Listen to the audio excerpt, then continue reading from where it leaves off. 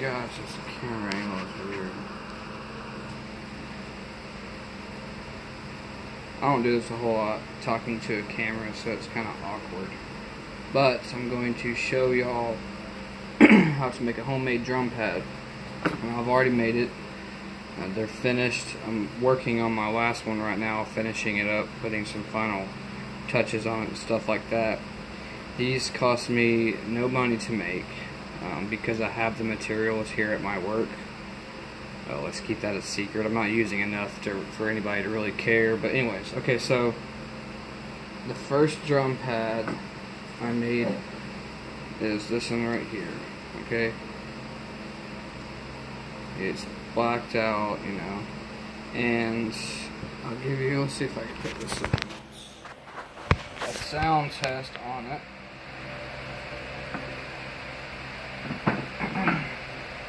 And it, you know, for something that cost nothing to make, I think it sounds just as good as one of those $60 ones.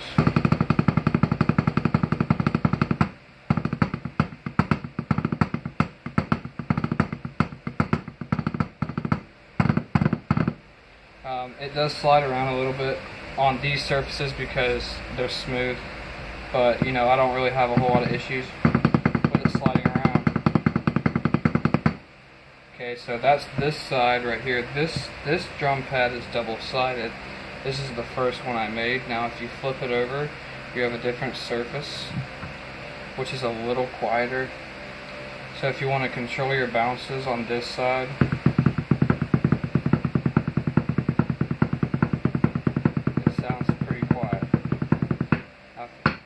of it, it's maybe loud. But if you just sit here, it's just to practice on, you know, how hard you're hitting for rebounds and stuff like that. There's also some metal on the edges right here, so you can be like,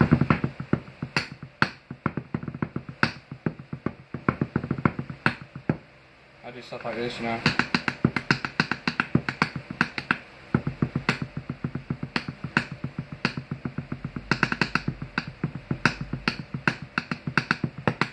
Anyways, so that's this pad.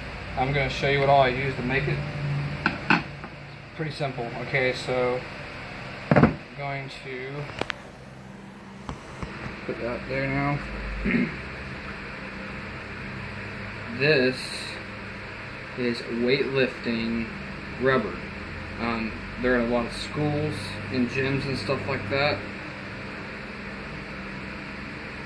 Thought I heard a truck. Anyways. They're in a lot of gyms, you know, for the weightlifting. They usually come in like puzzle pieces and you just put them together. You know, I have the bigger sheet down here. This is one I've obviously been cutting into, but that's all it is. Okay, so I use that as the base. Alright, so this drum pad right here, I cut out some circles, 2 of them, of that pad. I glued the 2 together. They're glued together. What I used was what we call exclusive 230. It's a pressure sensitive glue used on flooring such as, you know, some vinyl, LVT and LVP stuff. And what you do with this glue is you spread it. I use a V-notch trial.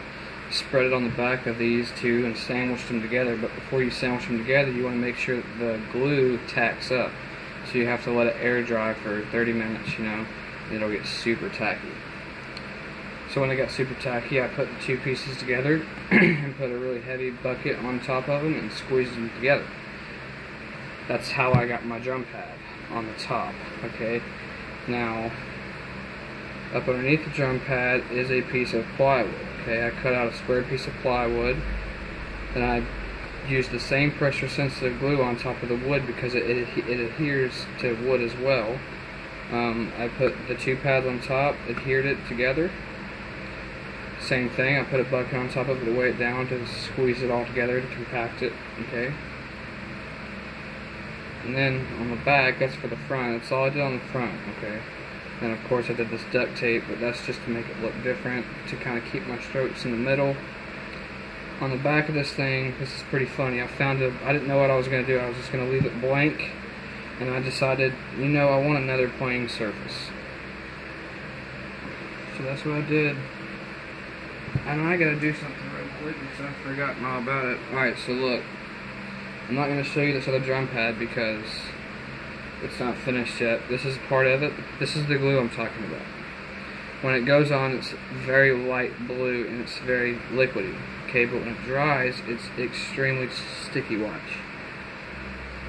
You see that? I mean, it's nice and sticky. So, real quick, I'm going to stick this where it goes. And you can't mess this up because it's really hard to move around. Once it sticks, it sticks. So I think I got a good spot.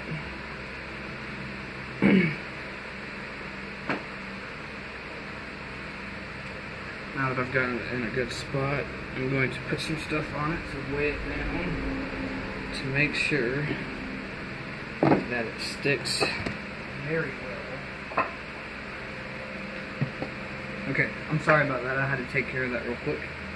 Anyways, back to this. Okay, so I used the old mouse pad and put it on the back of this piece of wood.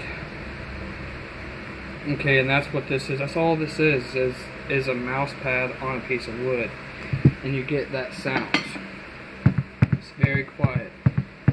Very quiet. You know how like when you practice on a pillow at night to, you know, train your wrist? That's kind of what you're doing with this thing too.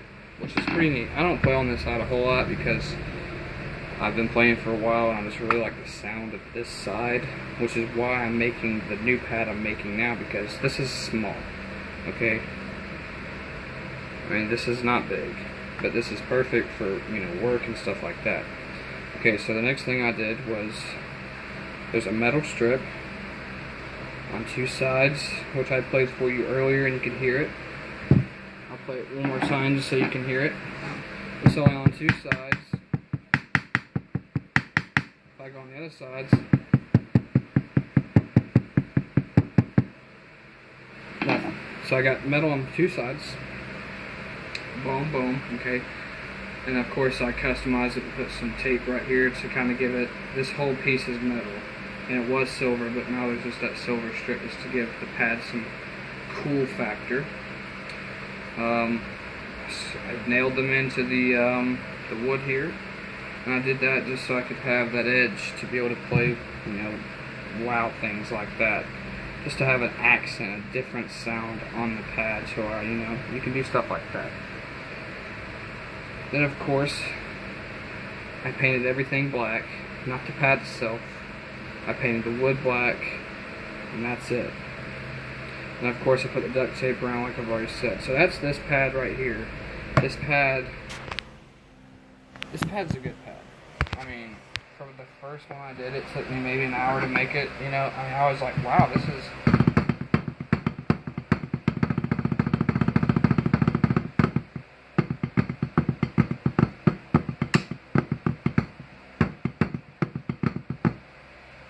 This surface is a little higher, it's almost to my chest, so it's kind of awkward, but this is where I'm working.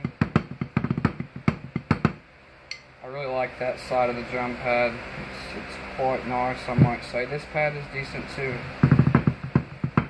Of course you play loud, because the mouse pad is only about that thick. Oh, and I did forget something. I forgot about that. Okay, so I don't know if you can see it, but there's up underneath the mouse pad is a piece of laminate pad, which is basically just, I don't know, styrofoam kind of, but really, really thin styrofoam to give it cushion. I did that to make, so you can get that sound off the back of this. I didn't want it to be a really loud sound. I wanted to, like, you know, if I want to be really quiet and practice without bothering a whole lot of people, I can. So that's that.